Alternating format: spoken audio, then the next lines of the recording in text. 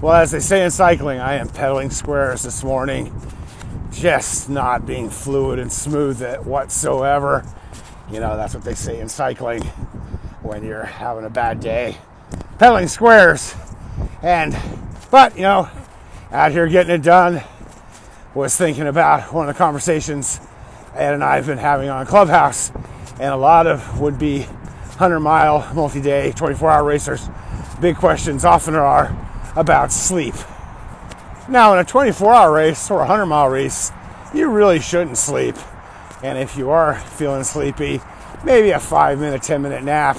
But don't set up, and I'm at a lot of races, people set up tents and all kinds of stuff, and you're like, you know, you're just setting yourself up for failure.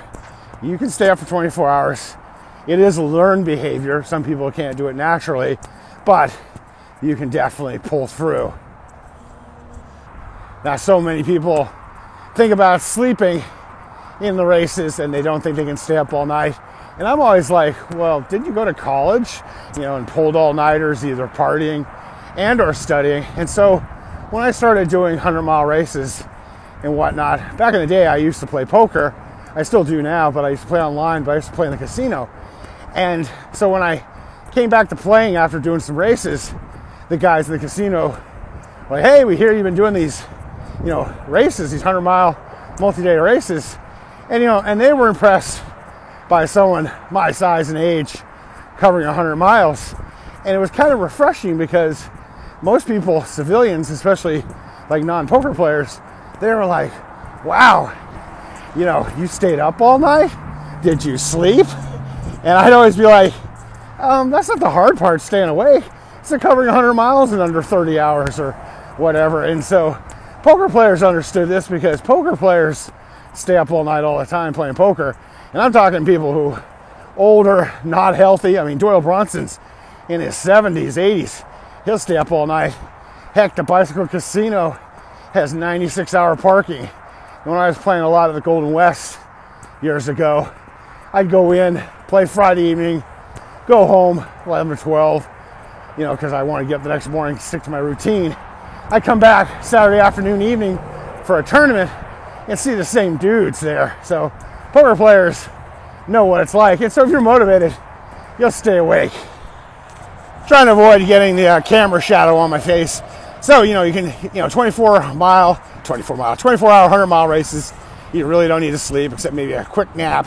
Tell your crew, give you 5-10 minutes, you'll be amazed how refreshed you are.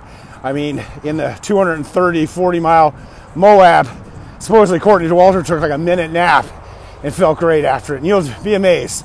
So don't set up a tent. Don't set up something comfortable to sleep in.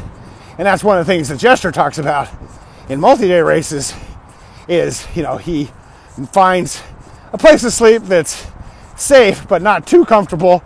And often he sleeps in his car. So he'll heat up the car before he gets in. But once he gets in the car, he turns the heat off. He also pounds a bunch of water, which is good for your hydration. But then he knows that's going to be nature's alarm clock. And like anybody who's older like me, you know when you got to pee, you ain't sleeping. So he'll end up sleeping hour and a half, 2 hours. And also the cold will get to him. And if he's in a trail race, he definitely doesn't park himself by the fire. You know, he'll roll over, tell someone, hey, get me in a certain amount of time. And he'll sleep off in the distance away from the fire. You know, because you don't want to make it too comfortable.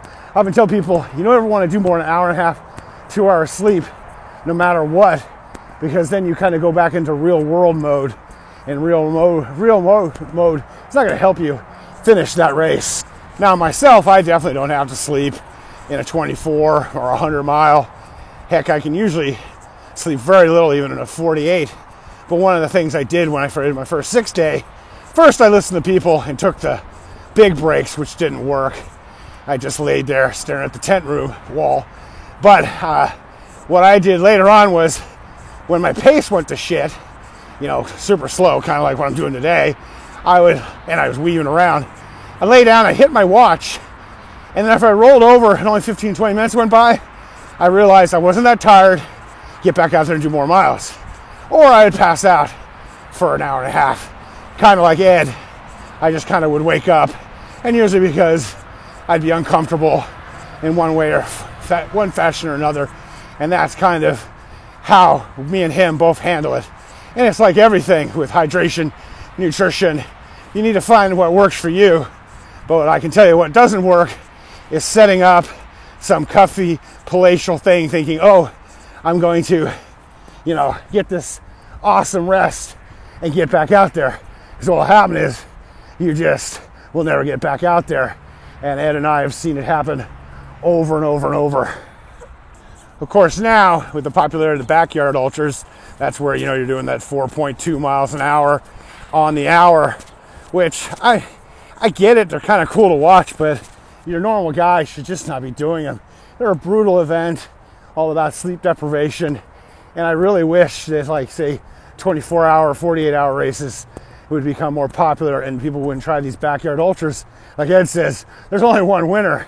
So in those, unless you can be cranking out 40-minute laps, about 10 minutes a mile, you're not going to last too long. And then, of course, coming in, you can try and get some nap time in between all the running. And basically, Ed and I both concluded, we would never do the race.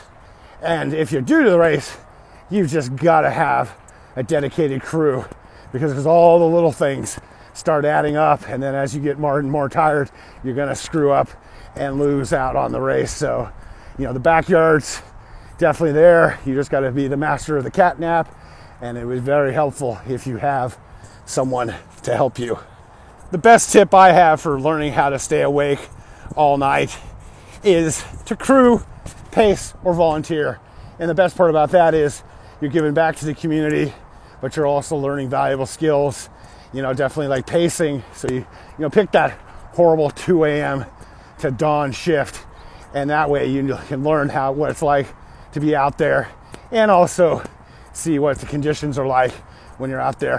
When you crew, around the clock, definitely difficult. And probably the best one is volunteering. And we all need volunteers at these races, and volunteer for that horrible graveyard shift, because you'll stay up all night and you'll see what people are doing, what works, what doesn't work. And it's a great learning experience. It's kind of like going to ultra grad school. So, pick that mile 75 aid station, or work the timed event, and work that, 2 a.m. to dawn shift. And you also see people coming back to life when the sun comes up.